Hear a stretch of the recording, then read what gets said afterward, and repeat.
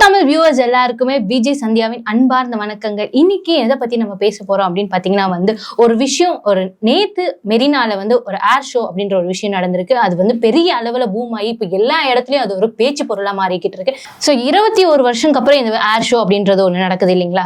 So அதை பத்தி உங்களுக்கு சில விஷயங்கள் இருக்கும், அதை பத்தி சொல்லுங்களேன். ஆமா சந்தியா, இது ரொம்ப பிரம்மாண்டமான ஒரு விஷயமா தான் நேத்து பார்க்கப்பட்டது. நேத்து தமிழ்நாடு ஃபுல்லா பாத்தீங்கன்னா எல்லாருடைய போக்கஸ்மே சென்னை மெரினால தான் இருந்துச்சு. கண்டிப்பா. அது மட்டும் இல்லாம சில பேர் மெரினாக்கு மட்டும் இல்லைங்க, வீட்டு மொட்டை மாடியில இருந்து பாக்குறது என்ன, நானே வீட்டு மொட்டை மாடியில இருந்து தான் பார்த்தேன். அந்த அளவுக்கு இந்த பேச்சு பொருளா மாறிக்கிட்டு இருந்தது. இன்னொன்னு பாத்தீங்கன்னா நம்ம தமிழ்நாட்டு கவர்மெண்ட் பாத்தீங்கன்னா மக்களுக்கு ஒரு அவேர்னஸ் கொடுக்குற மாதிரியோ இப்ப இருக்க யங்ஸ்டர்ஸ்க்கு ஒரு பூஸ்டப்பா இருக்கிற மாதிரி தான் இந்த விமானப்படை ஷோ அவ்வளவு நல்லா இருந்துச்சு. பார்க்க பிரமிப்பாவும் இருந்து எல்லாருமே நான் விமானப்படையில சேரணும்ன்ற ஒரு வைபோட இருந்தாங்க நேத்து எல்லாருமே. ஆமா கண்டிப்பா. ஏன்னா இது அவங்களோட முக்கியமான மோட்டிவே இதுதான் சொல்லலாம். ஏன்னா எல்லாருமே ஒரு ஏர்ஃபோர்ஸ் அப்படின்ற ஒரு விஷயம் எல்லாருமே பண்ணணும், எல்லாருமே முன்னோக்கி வரணும். இதுக்கு இவங்கதான் கலந்துக்கணும், இவங்கதான் கலந்துக்கணும் இல்ல, அந்த மாதிரி ஒரு அவேர்னஸ் கொடுக்குற மாதிரியான ஒரு விஷயமாவும் இது இருந்தது. அது மட்டும் இல்லாம ஒரு பப்ளிக்கு ஒரு ரீஅஷூரன்ஸ், ஆர்மி அப்படின்ற ஒரு விஷயம் பப்ளிக்கே ஒரு அஷூரன்ஸ் கொடுக்குற ஒரு விஷயம். அது ஒரு ரீஅஷூரன்ஸா கொடுக்குற மாதிரி மட்டும் இல்லாம மக்களுக்கு நன்றி சொல்ற விதமாகவும் இதை கொண்டு போயிட்டு இருந்தாங்க. ஸோ நம்ம இந்தியாலே ஏர்ஃபோர்ஸ் அப்படின்றது 4வது இடத்துல இருக்கு நம்ம இந்தியா. ஸோ இது பெரிய அளவுல கொண்டு போய் செலிப்ரேட் பண்றோம் அப்படின்றதுக்காக தான் இந்த ஏர் ஷோவை நடத்தினாங்க. ஆக்சுவலா பாத்தீங்கன்னா விமானப்படையோட 92வது ஆண்டு செலிப்ரேஷன் தான் இந்த ஏர் ஷோ நேத்து நடத்தினது. கண்டிப்பா. இதுல ஒரு பக்கம் ரொம்ப பெருமைப்படக்கூடிய விஷயமா இருந்தாலும் இன்னொரு பக்கம் ரொம்ப ஒரு வருத்தப்படக்கூடிய விஷயம் என்னன்னா 5 பேர் உயிர் இழந்திருக்காங்க. அவங்களுக்கு நம்ம மனதார ஆழ்ந்த இரங்கலை தெரிவிச்சே ஆகணும் இந்த தருணத்துல. அதுக்கு மட்டும் இல்லாம 240 பேர் இன்ன வரைக்கும் ஹாஸ்பிட்டல்ல ஒரு சிக்கான கண்டிஷன்ல தான் இருக்காங்கன்னு சொல்லிட்டு இருக்காங்க. இன்னொரு விஷயம் பாத்தீங்கன்னா ஒரு பக்கம் நல்லதா இருந்தாலும் இன்னொரு பக்கம் சோகமான விஷயங்கள் நிறைய அங்கங்க நடந்துட்டு தான் இருக்கு. பாத்தீங்கன்னா போக்குவரத்து நெரிசல் ரொம்ப அதிகமா இருந்துச்சு.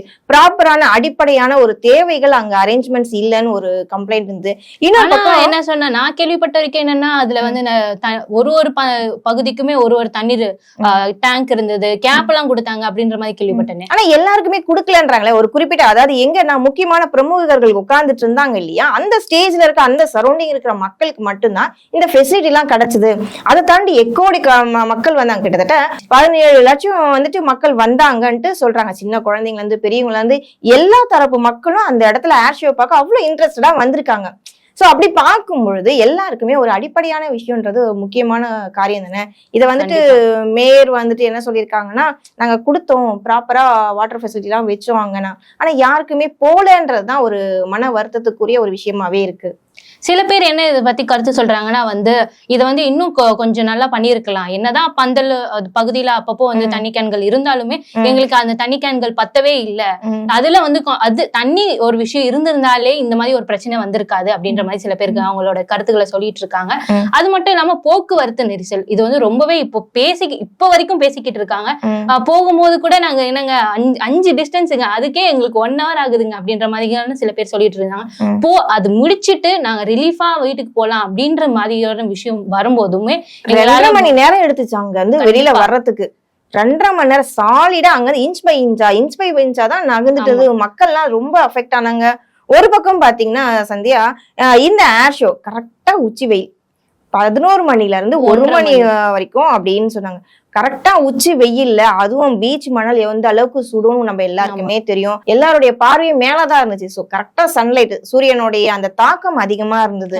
ஒரு சிலர் என்ன சொன்னாங்களா, இப்ப நீங்க இந்த டைம் வச்சதுக்கு ஈவினிங் ஒரு 4 to 5 அப்பத்துல இருந்து வச்சிருந்தா பெட்டரா இருந்திருக்குமே நிறைய பேர் சஜஷன் சொன்னாங்க. உங்ககிட்ட யாராவது வேற ஏதாவது சொன்னாங்களா?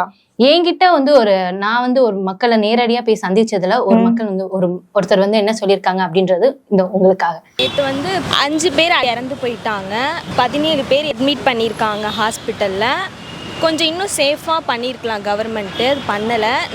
நான் இப்போ தான் சென்னை 1 வீக் தான் ஆச்சு இதுவே எனக்கு பார்க்குறது கொஞ்சம் கஷ்டமாக தான் இருக்குது. இருந்தாலும் இன்னும் கொஞ்சம் நல்லா பண்ணியிருந்தா நல்லா அந்த ஷோ போயிருக்கும். ஸோ இவங்க என்ன சொல்கிறாங்க அப்படின்னா கவர்மெண்ட் இன்னும் கொஞ்சம் இதுக்கான ஒரு விஷயங்கள் நடவடிக்கைகள் எடுத்திருந்தா இந்த மாதிரி பிரச்சனைகள் வந்திருக்காது அப்படின்ற மாதிரி இவங்க அவங்களோட கருத்தை சொல்லியிருக்காங்க. ஸோ இதை பற்றி உங்களோட கருத்து என்ன?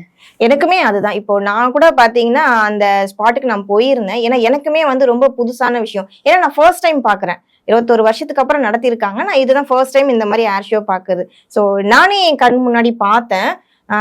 பயங்கரமா நான் ரொம்ப சஃபர் ஆனேன். ஏன் பாத்தீங்கன்னா இங்க இருந்து போகும்போதே மேக்சிமம் நான் வந்து வீட்டுல இருந்து சீக்கிரமாவே கிளம்பிட்டேன். ஏன்னா இந்த மாதிரி டிராபிக் ஜாம்லாம் இருக்கும்னு சொல்லிட்டு அப்படி இருந்துமே பாத்தீங்கன்னா போற வழியில எல்லாம் ஒரே டிராபிக் தான். எங்க பார்த்தாலும் காரு, பைக்கு, பஸ் அப்படின்னு மக்கள் எல்லாம் போயிட்டே இருந்தாங்க, ஆட்டோ எல்லாம் போயிட்டே இருந்தாங்க. இன்ச் பை இன்ச்சா தான் நகர்ந்துட்டு இருந்தது.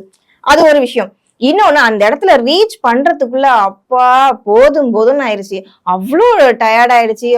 ஏன்டா வந்தோன்ற ஒரு கட்டத்துக்கு மேல யோசிக்க வேண்டியத விஷயமா இருந்தது. அதுக்கப்புறம் முடிஞ்சதுக்கு அப்புறம் எல்லாருமே அட் அ டைம்ல எல்லாரும் ரிலீஸ் ஆனதுனால ரிட்டர்ன் வரும்போது நிறைய பேர் மயக்கம் அடைஞ்சு விழுந்துட்டாங்க.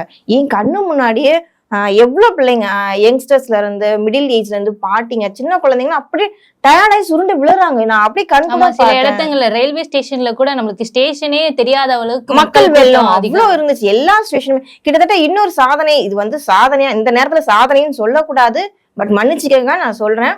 மெட்ரோ ட்ரெயின்ல நேத்து மட்டுமே 4 லட்சம் மக்கள் வந்துட்டு பயணம் செஞ்சிருக்காங்க. நேத்து மட்டுமே.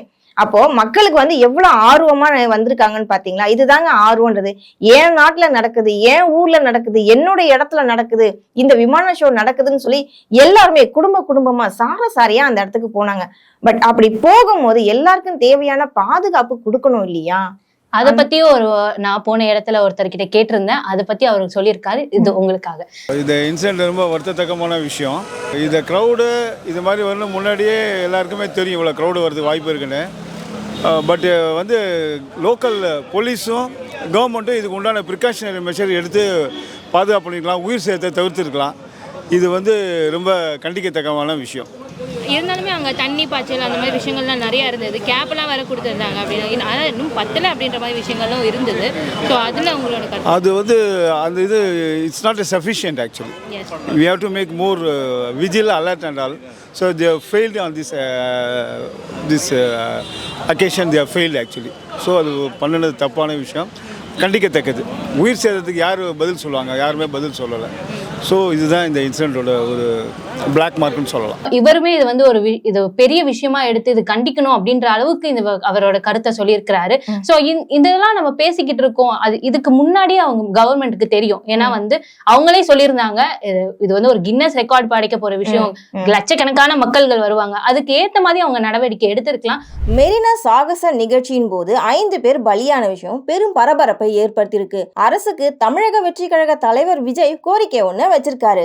மக்கள் அதிக அளவில் கூடுற இடங்கள்ல அடிப்படை மற்றும் அத்தியாவசிய தேவைக்கான வசதிகளையும் பாதுகாப்பையும் திறன்பட செயல்படுவதில் இனி வரும் காலங்களில் கவனம் செலுத்த வேணும்னு சொல்லியிருக்காரு. அது மட்டும் இல்லாம எதிர்கட்சிகள் அரசின் நிர்வாக சீர்கேடை இந்த உயிரிழப்புகளுக்கு காரணம் என தெரிவித்து வருகின்றன.